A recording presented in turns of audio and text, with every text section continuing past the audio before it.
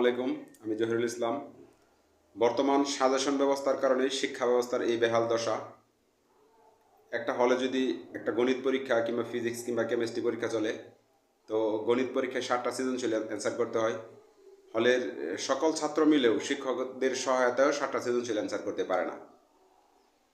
তারপর পদার্থ কিংবা রসায়ন পরীক্ষায় 5টা সৃজনশীল অ্যান্সার করতে হয়, একই দশা। এর কারণ হচ্ছে এই সাজেশন ব্যবস্থা।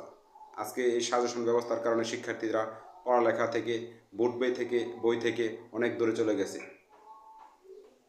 পড়াশোনা পড়া না বোঝার কারণে আমাদের সবার এগিয়ে আসতে হবে এই সাজেশন ব্যবস্থা থেকে বিরত থেকে, মূল বই থেকে পড়তে, এবং মূল বই থেকে যদি মূল কোয়েশনগুলো আমরা বুঝতে পারি, কোয়েশনগুলো এমসিকিউ হোক, রিটেন হোক, যেভাবেই আসুক, যেখান থেকে আসুক, তখন আমাদের কারোর সাজেশনের আশায় বসে থাকা লাগবে না।